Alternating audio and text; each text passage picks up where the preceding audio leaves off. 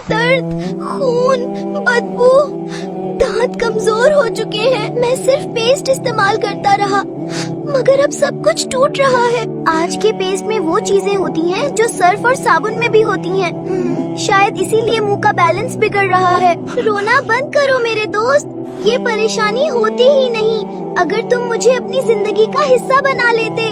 میں اللہ کی وہ نعمت ہوں جس کا ذکر میرے رب نے خود قرآن میں کیا ہے، اور مجھے وہ نبی پسند فرماتے تھے جن کی سنت آج بھی شفا ہے۔ تم مجھے 2 طریقوں سے استعمال کر سکتے ہو۔ پہلا طریقہ، کیلے کا چھلکا اور کلونجی کا تیل۔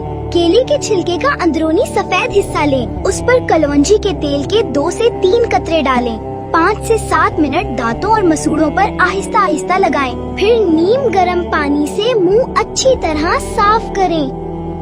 یہ عمل روز رات کو کریں۔ طریقہ نمبر 2، کیلے کا گودا اور کلونجی کا تیل۔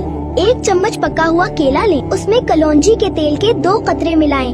اس آمیزے کو 10 منٹ مسوڑوں پر لگائیں۔